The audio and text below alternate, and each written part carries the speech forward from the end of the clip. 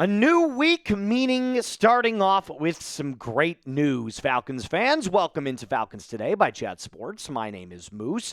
I'm in a very good mood today, not only because the NFL gave the Falcons some great news, but the weekend treated me very well. I got some nice R&R. I'm back ready to give you more information, though, about your favorite football team. Tom Pelissero was the very first one on this, by the way. What is this great news that the NFL has given the Atlanta Falcons? Well, the NFL informed clubs today that it is projecting a 2026 salary cap in the range of $301.2 million to $305.7, and everything that I'm reading right now indicates that it'll be right around $303.5. That is a significant jump from this last year's $279.2 million cap number, and nearly $100 million more than just 4 years ago.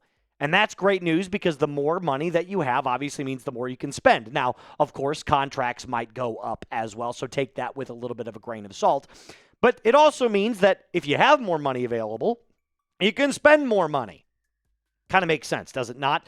If you want the Falcons to swing big in free agency, do me a favor and smash that thumbs up icon. If I can get 800 loyal Falcons fans to hit that thumbs up icon, it shows to me that you guys are ready for an aggressive offseason under Kevin Stefanski and hopefully on our way to an NFC South title. So where do the Falcons currently sit in their 2026 cap space? Now remember, caveat here, cap space is always fluid. It's constantly changing. So this is just a projection right here. But the Falcons are predicted to have $28 million in available cap. They can, of course, restructure and defer money to make more room if they so choose. And the Kirk restructuring actually helps them in the first 2 free agent days, meaning they can be a little bit more aggressive before that March 13th date when Kirk Cousins' salary, if he was still on the roster, would then, of course, kick in. And remember, they can restructure plenty of deals. There are so many candidates that we'll talk about in this episode, by the way, of which the Falcons can kind of push some money down the road. We're currently number 15 in cap space in the NFL, which is in the top half, which is great to see. And the restructuring could get you as close to $50 million as possible, which is kind of like that golden ticket there. Now, with the restructuring, obviously comes more risk, so it's a little bit of a give and take in this situation.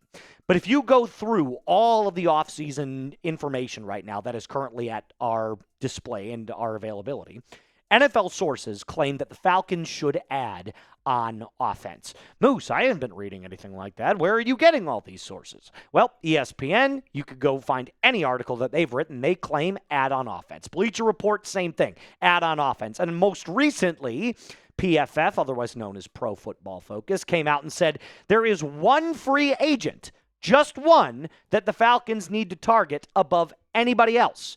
Drum roll, please. Who is that name? We've talked about him before, David Njoku. This seems fairly obvious, mostly because of the Kevin Stefanski connection and the fact that he is looking for a new home.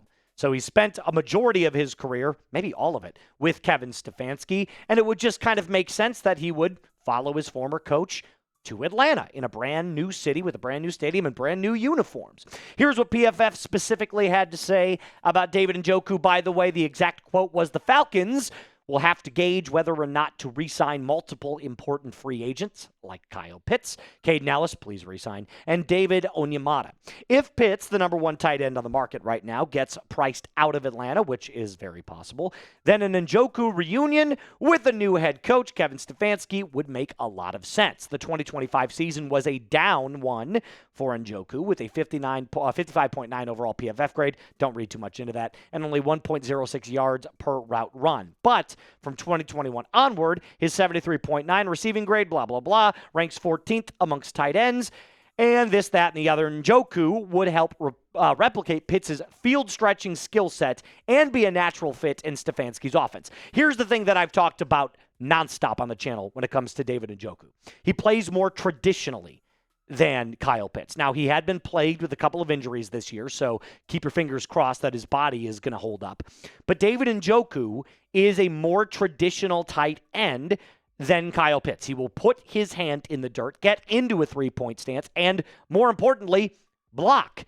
But like I said, this last year, not that great for him. Mostly because, one, the injuries, and two, the introduction of a kid named Harold Fannin, who got significantly more targets, significantly more receptions, more yards, more touchdowns, higher average. He's a younger, he's a cheaper, and he's more rapport with Shedeur Sanders in Cleveland. That's great for him. I'm glad they found a diamond in the rough. But David Njoku still has a lot of game left. And if you think he doesn't, I'm here to tell you that this is a guy that I believe right out of the gates next year, if his body is right, could be somewhere or someone that gets you anywhere from 50 to 60 receptions for 600 to 800 yards, 5 to 6 touchdowns. That sounds like a very nice replacement. And by the way, Kyle Pitts only had 5 touchdowns on the year himself. Now, here's what's even better. David Njoku's only going to be somewhere between $7 and $10 million a year, and I'm willing to bet that that's probably a little bit on the lower end. If I had to actually predict, I'd say somewhere right around $8 million a year. So what would I give him? 2-year, $16 million? Is that fair to say? I think that's a pretty fair one. Sorry for the long pause there. I was trying to do simple math in my head, and I couldn't. Even if Pitts stays, by the way. So if Kyle Pitts is the deterring factor in here for you Falcons fans, Njoku is still a welcomed addition to this team. Stefanski said it himself at his opening press conference. He loves the tight end position. He loves working with dual tight end sets. And he's got that relationship with Njoku. And I'll be the first one to tell you this right now. Outside of Kyle Pitts, how good is this Falcons tight end depth chart? Not that good. Charlie Warner is a fine blocker, but he doesn't offer much in the area of receiving or red zone threat. In fact, I think he only had 3 to 4 receptions the entire year. So if you were going to go out and try to retain Kyle Pitts and just load up on the tight end position, it could be Pitts as kind of like a wide receiver type and David Njoku as a more stereotypical tight end. That would be outstanding. That's a hell of a tight end duo right there in Atlanta. So I'd be very okay with bringing in David Njoku and even potentially releasing someone like Charlie Warner or Felipe Franks or Keegan Quitoriano is my point. So here's what I'm going to ask you really quick. Would you sign David Njoku in free agency? You already know my answer. It's an S for sign. If not, though, type your P for pass down in the comment section down below. At least defend your answer, though, of course, as to why you feel like you would do so. Now, coming up next, I'm going to talk about some of those players that we can move off of or extend or restructure in order to create more cap space. Because like I told you, that golden ticket number is kind of that $50 million range. So before we do that, though, I got to tell you about my friends over at PrizePicks. The big game is coming up this Sunday, Patriots versus Seahawks, and I'm really excited. Falcons fans, I cannot tell you how ready I am for this game. But if you want to cash in on America's biggest sporting event ever, you got to do it with PrizePicks. By the way, you get $50 instantly in lineups when you play your first $5 lineup. That's pretty cool as well. They've got a brand new feature alert. PrizePicks now has early payouts, meaning if your lineup gets off to a hot start, you now have the option to cash out those winnings before the game even finishes. Speaking of lineups and the game, I have a nice little 4-pick flex play here. I took Drake May on the max discount. That is more than half a passing yard. Obviously, he's going to hit it. I also took JSN and Ramondre Stevenson. Yours can look like this. Doesn't have to. Download the app today. Use code CLNS to get $50 instantly in lineups when you play your first $5 lineup. That's code CLNS to get $50 instantly in lineups when you play your first $5 lineup. PrizePicks, it is good to be right. So how do you create more cap space? What are the very general ways to do that? Well, you probably know, but in case you don't, I'm going to go over it in brief detail. Restructuring is one of the very first ways and one of the most cost-effective ways to get your cap space under control. There are at least 3 major restructuring contract candidates for this year, by the way, and 2 of them come on the offensive line. Jake Matthews, if you restructure, you could save up to $9.8 million. Kaleb McGary, up to $6 million. And, of course, Jessie Bates, you could save up to $9.5 million as well. Now, that is under the assumption that all 3 of these players want to restructure their deals or willing to restructure their deals. Obviously, it's their money. They don't have to do anything. If they say, nope, I want it all this year, I want it all up front, you can't really do much. So unless you wanted to cut them, but they're not going to cut any of these guys. So I think these are easy ways to restructure some deals right here. But again, all up to the player at that point. You could also cut players from the team. This is one of the things that the team has over the player, that if they just decide, hey, we want to clear up some cap space, you weren't adding that much to our team, we thank you for your service, take a stroll into the free agency market.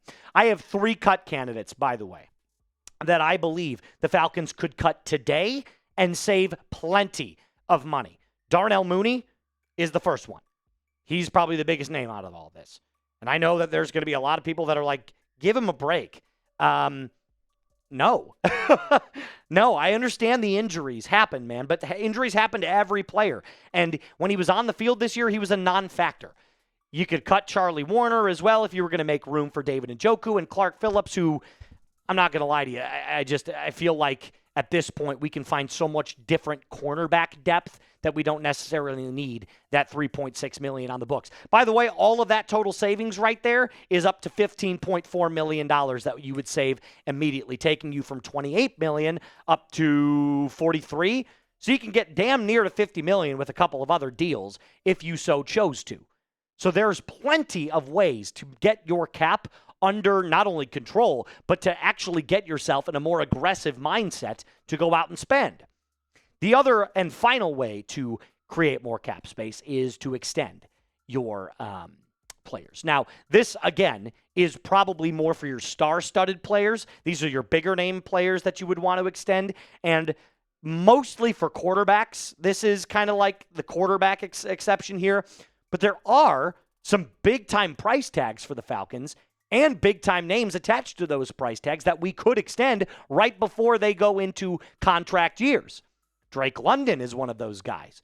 Drake London's going into his contract year. You could extend him and save an extra $12.8 million. Divine Diablo's going into his contract year. You could save $3.5 million there. Same with A.J. Terrell at $11 million. So there are plenty of different ways that you can save money towards your cap. Cost-effective strategies that Matt Ryan and now Ian Cunningham can work side by side with and create a much smarter plan for the Dirty Birds. This is also something that you see a lot more of in baseball as we get close to it. The Dodgers are really well known for doing this. The Shohei Ohtani contract right now, I think he made like $2 million last year. And over the next 10 years, he's slated to get like, no joke, like $650 million. I mean, it's just absolutely insane. So what they do is they cost pennies right up front because they believe we have a team that's capable of winning multiple championships, and we'll just load the shit out of your contract over a long period of time. The problem with doing that is if you don't win, then you're setting yourself for future kind of failure, I guess, because you'd be pushing all of that money down the back half. So there are give and takes to this as well. That's all I really got for you, though, on today's episode, Falcons fans. It is great news that the salary cap is going up because that means even more flexibility, more breathing room for every single team in the NFL. That's all I got for you. I'll be back later today with more news and rumors surrounding your Dirty Birds. As always, Falcons fans, rise up and be cool.